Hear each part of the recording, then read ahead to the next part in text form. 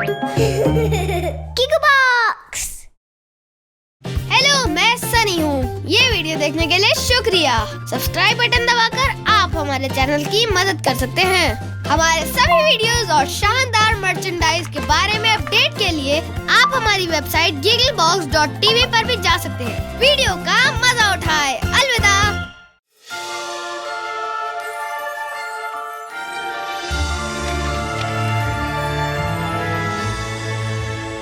ये कहानी जैक और बीनस्टॉक की है। एक समय की बात है, एक गांव में जैक नाम का एक लड़का अपनी माँ के साथ एक छोटे घर में रहता था। वे बहुत गरीब थे और उनके पास एक ही चीज थी, एक बहुत बूढ़ी गाय। एक दिन जैक की माँ ने उससे कहा, मुझे डर है कि हमारी बूढ़ी गाय अब दूध नहीं देगी। हमें उसे बेचना पड़ेगा, जिससे हम खाने के लिए कुछ खरीद सकें। जैक, इसे बाजार ले जाओ और देखो कि ये कितने में बिक सकती है। हाँ माँ। जैक ने कहा और वो अपनी बूढ़ी गाय के साथ गांव के रास्ते की ओर जाने लगा, ये जानने के लिए कि गाय बाजार में कितने में बिकेगी। लेकिन जैक के घर से बाजार तक का रास्ता बहुत लंबा था, इसलिए जैक जंगल से होकर जाने वाले छोटे रास्ते से जाने लगा।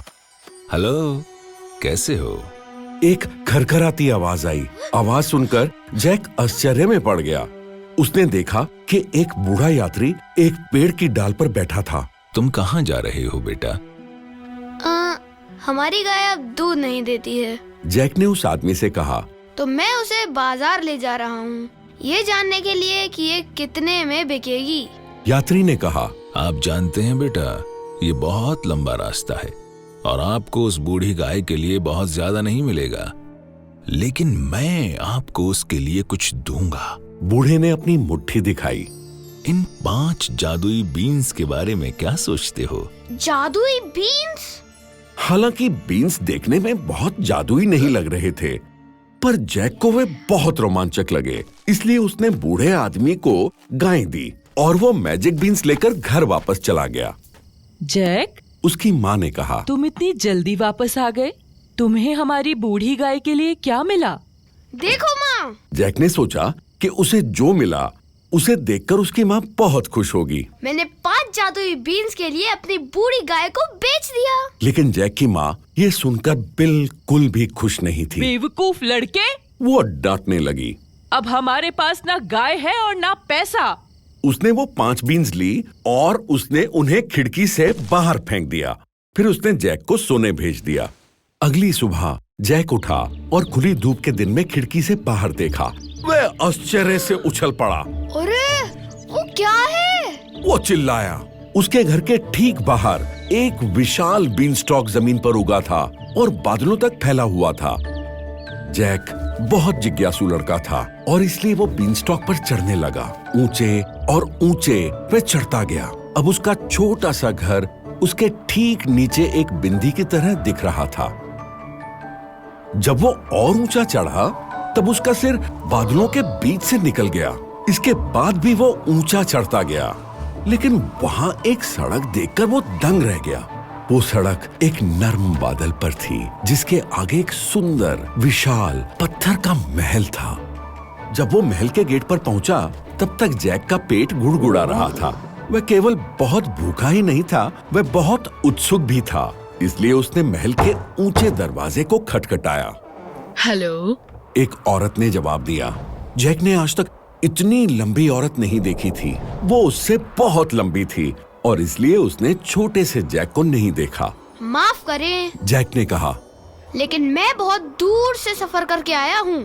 मैंने नाश्ता भी नहीं किया है। ओह, विशाल औरत ने नीचे की ओर से उसे आश्चर्य से देखा और कहा, हमारे यहाँ बहुत से मेहमान नहीं आते हैं। कृपया अंदर आओ, लेकिन तुम्हें जल्दी करनी होगी। मेरे पति जल्द ही घर आ जाएंगे और अगर वो तुम्हें देख लेंगे तो तुम उनका नाश्ता बन जाओगे। विशाल औरत जैक को एक बड़ी रसोई में ले गई, जहाँ उसने उसे अंडे, सॉसेज, टोस्ट और सभी तरह के स्वादिष्ट भोजन खिलाए। उसने तब तक खाया जब तक उसका पेट पूरा नहीं भर गया और वो बहुत खुश था। धन्यवाद। वाह, सब बहुत स्वादिष्ट था, लेकिन मुझे अब घर वापस जाना चाहिए। जैक रुक गया क्योंकि तभी उसने किसी के आने की आवाज सुनी जिसने महल के फर्श को हिला दिया। अरे नहीं, विशाल औरत ने कहा। मेरे पति घर आ गए, जल्दी से अलमारी में छुप जाओ। इससे पहले कि विशाल आदमी अंदर आता, जैक ने अलमारी में छलांग लगा दी। उस आदमी की लंबी टेढ़ी मेढ़ी दाढ़ी थी और वो गुस्से में लग रहा था। फी फी फो फुम। जायंट ने दहाड़ लगाई। मुझे एक अंग्रेज के खून की गंध आ रही है। पागल मत बनो, विशाल औरत ने कहा। मैंने नाश्ते के लिए जो अंडे और सॉसेस बनाए हैं, ये उसी की सुगंध है। जायंट नीचे बैठ गया और खाने लगा। इस बीच जैक अलमारी में छुपकर ये सब देख रहा था। जब जायंट ने अपना नाश्ता खत्म किया तो उसने अपनी पत्नी से कहा, अब मुझे मेरी मुर्गी ला कर दो। विशाल औरत ने टेबल पर एक सुंदर लाल मुर्गी रखी और जायंट ने कहा, अंडा दो। जैक आश्चर्य से भर गया क्योंकि मुर्गी ने एक सही आकार का सोने का अंडा दिया। जैसे ही जायंट और उसकी पत्नी रसोई से बाहर निकले, जैक ने अलमारी से बाहर निकलकर टेबल पर सोने का अंडा देने वाली मुर्गी को करीब से देखा। प्लीज मेरी मदद करो, मुर्गी ने कहा। जैक आश्चर्य से कूद गया। तुम बात कर सकती हो? हाँ, मुर्गी ने कहा। और वो जायंट बहुत क्रूर है। हर दिन वो मुझे एक सोने का अंडा देने के लिए मजबूर करता है। कृपया मुझे यहाँ से दूर ले चलो। जैक सोने का अंडा देने वाली और बात करने वाली मुर्गी को मना नहीं कर सका।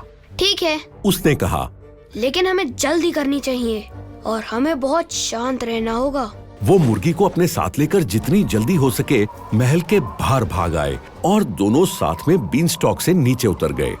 धन्यवाद। जब वे नीचे पहुँचे तो मुर्गी ने कहा, मैं आपका ये एहसान कैसे चुका सकती हूँ? कोई बात नहीं, वैसे तुम मेरे साथ रह सकती हो और हम कभी तुम्हें अंडे देने के लिए मजबूर नहीं करेंगे। मुर्गी इस बात से बहुत खुश थी और जादुई बात करने वाली मुर्गी को देखकर जैक की माँ भी बहुत खुश हुई। मुर्गी केवल तभी अंडा देती जब वह चाहती और जैक और उसकी माँ सोने का इस्तेमाल कर बहुत अच्छी जिंदगी गुजार रहे थे।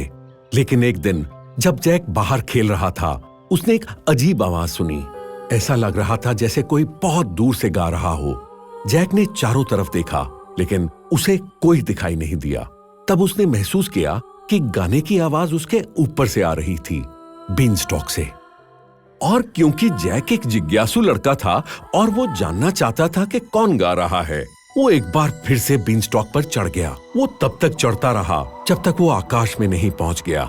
उसने बादलों में सड़क को पाया और वह उस पर चलकर बड़े महल तक पहुंच गया। जैसे उसने पहले किया था, उसने लंबी औरत के दरवाजे पर दस्तक दी। हेलो। विशाल औरत ने जवाब दिया, लेकिन इस बार जब उसने जैक को देखा, वो उस तरह दयालु नहीं दिखी। तुम्हें यहाँ से दूर चले जाना चाहिए, उसने कहा। पिछली बार जब तुम यहाँ आए थे, मेरे पति की मुर्गी गायब हो गई थी। लेकिन मुझे जानना है कि कौन गा रहा है। जैक ने कहना चाहा, लेकिन विशाल औरत ने उसके मुंह पर दरवाजा बंद कर दिया। जैक को मगर अब भी जानना था कि कौन गा रहा था, इसलिए उसने एक खुली खिड़की से महल के अंदर छलांग मारी और वो अलमारी में जाकर छुप गया। और इस बीच वो औरत अपने पति के लिए किचन में खाना बना रही थी। जल्द ही उसने कदमों की भारी आवाज सुनी, जैसे पूरा महल कांपने लगा। फी फी फो फुम। मुझे एक अंग्रेज के खून की गंध आ रही है। जायंट चिल्लाया। पागल मत बनो, विशाल औरत ने कहा। ये मांस और आलू की सुगंध है जो मैंने रात के खाने के लिए बनाया है। जायंट बैठ गया और जैक अलमारी में छुपकर सब देख रहा था। जायंट ने अपना डिनर खत्म किया और अपनी पत्नी से बोला, मेरा हार्प ला कर दो। विशाल औरत ने टेबल पर एक सुंदर सोने की हार्प रखी और जायंट चिल्लाया, बजाओ।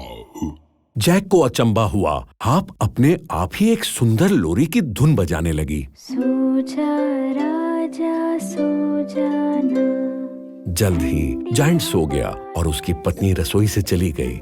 जैक अलमारी से बाहर आया और टेबल पर रखे उस मैजिकल हार्प को पास से देखने लगा। कृपया मेरी मदद करें। हार्प ने कहा।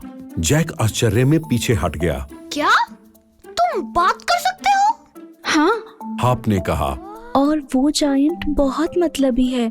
हर रात वो मुझे एक गाना बजाने के लिए मजबूर करता है ताकि वो सो सके।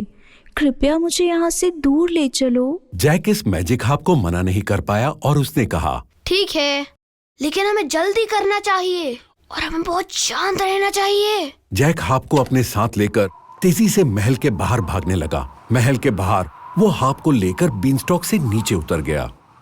लेकिन जैसे ही हार्प बजनी बंद हुई, जायंट जाग गया। जब उसने देखा कि उसकी हार्प चली गई है तो वह गुस्से में गुर्राया और उसने जैक का पीछा किया। फी फी फो फुम। वो तेजी से बढ़ने लगा। माँ, जैक बीनस्टॉक के नीचे पहुंचकर चिल्लाया, कुल्हाड़ी ले आओ। जैसे ही वह जमीन पर पहुंचा, जैक ने कुल्हाड़ी को घुमाया और बीनस्टॉक को काटना शुरू कर दिया।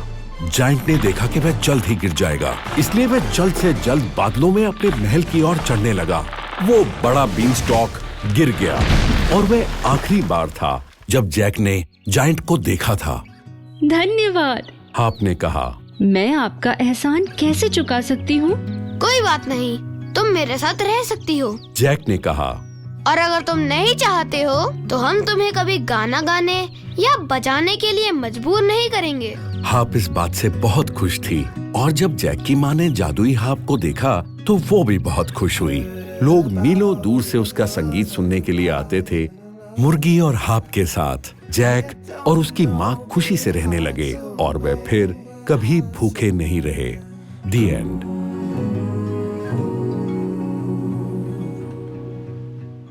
Knowing that